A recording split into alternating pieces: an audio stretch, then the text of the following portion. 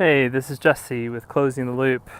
I am currently taking a hike, and I just wanted to demonstrate something pretty awesome. And here you have plants, trees that are growing right out of the rock.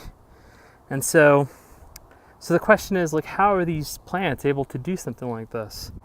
And they're not just like growing a little bit, right? I mean, these are massive trees that are coming up out of this rock.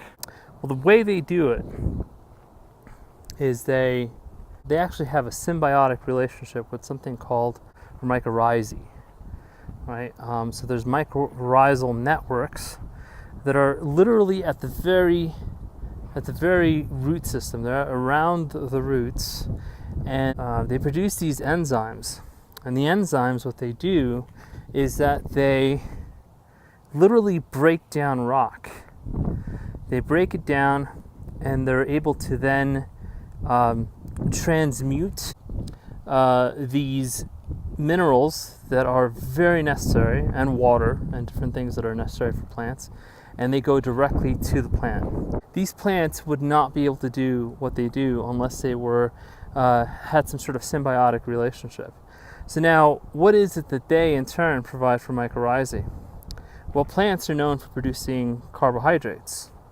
So they take the energy from the sun, they convert it into energy, and that energy is then given to the mycorrhizae. Mycorrhizae doesn't like the sun at all.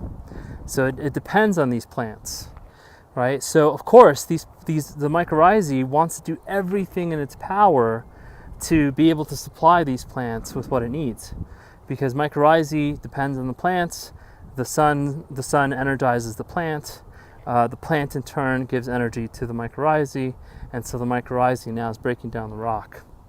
And so all this stuff is basically going to become, in time, this pile of rock that I'm on is going to become a really viable, really good quality soil. How do we apply that knowledge into the garden? Right? A lot of times people do things without really thinking about what's already there, right? So you might have certain problems with like a specific creature. And so what do people do? They go to Home Depot and they talk to some guy who's an expert, right? And they ask him, like, I got this problem with this bug, it's all over the place. And the guy might recommend something. Well, that something is not only going to kill that bug, it's also going to kill a lot of the bacterial colonies that are inside your soil. And on top of that, it's also going to have a negative effect on the mycorrhizal connections that are in the ground. One step forward, two steps back, and you don't really want to do that in gardening. So understanding that there's something in the ground that's working for you, right? That's actually working along with the plants. Now, plants are able to produce some really noxious chemicals. When they find out, or when they figure out that an insect is killing them, or is hurting them, or damaging them in some way, well, mycorrhizae, there's a communication that's happening between the plant and the soil. And the soil is able to provide the plant with everything that it needs to be able to combat these different problems, right? Because, again, mycorrhizae is very much interested in the health of the plant, only does what is healthy for the plant. So you have to let that happen, right? You got to let that happen. What your main concern is making sure that the resources are ending up in a way, they're ending up on your property so that mycorrhizae has plenty to snatch from, has plenty to grab from. In Florida, I noticed that our fruit trees in certain areas weren't doing well. Those fruit trees were right next to a forest, right? So what was happening? That forest needed a lot of resources. It needed a lot of energy. Those trees needed a lot. So what was happening was the mycorrhizae was focusing on those trees, and it wasn't really helping out the fruit trees, and it wasn't really doing what it could for the fruit trees. So what was the resolution to that? Providing more organic material, dying, rotting material onto my property. So what I did was I went to all my neighbors, and it was around the time of the year when everybody was trying to get rid of the leaves on their property. And so then, so what I did was then I took all those leaves, I put them in the back of my truck, and I started dumping them on my property.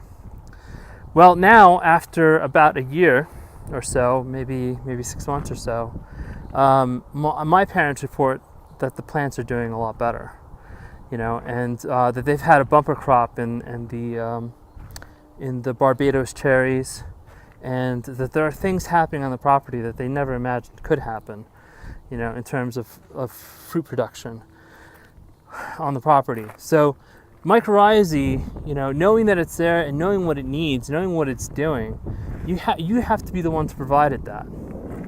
Okay, so instead of going to the store and buying poisons, go take your truck or your car or whatever, or go rent a truck, and during that time of the year where people are just getting rid of all these rich resources, they have no idea what the value of that stuff is.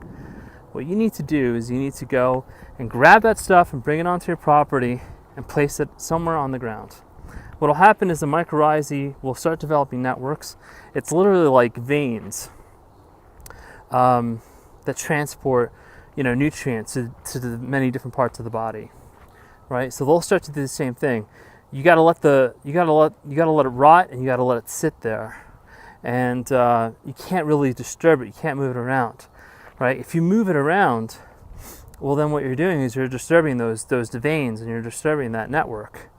Okay, but basically that pile of crap or that pile of leaves will eventually become part of your fruit trees. It'll become part of your your vegetable plants and all that stuff.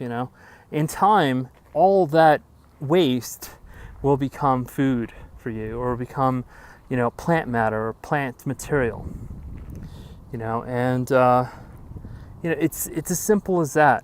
And if your plants are being infested with a particular bug, you have to let your plants go through that process, because they know what to do.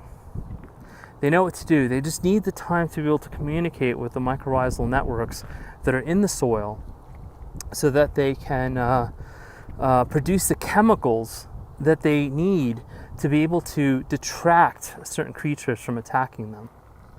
Okay? Plants are incredible. And we've gotten so involved with things, and we've messed with systems to such a degree that it's never ending. When is it ever going to stop?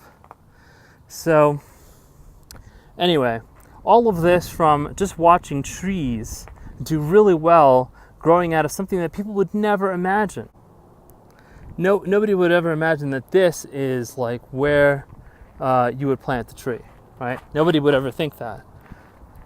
But nature does. Okay? So you got to do what nature, you got to do how nature does. You got to use that as an example. There's nobody up here coming up here and putting down chemicals on the ground to protect the trees or whatever the case is. Right? So it's a beautiful cycle, and understanding that and kind of getting out of the way of nature and knowing what to do, knowing how to provide, is really the key. This is Jesse, closing the loop.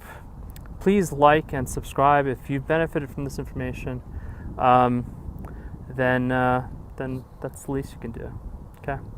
Have a good day. Take care. Bye.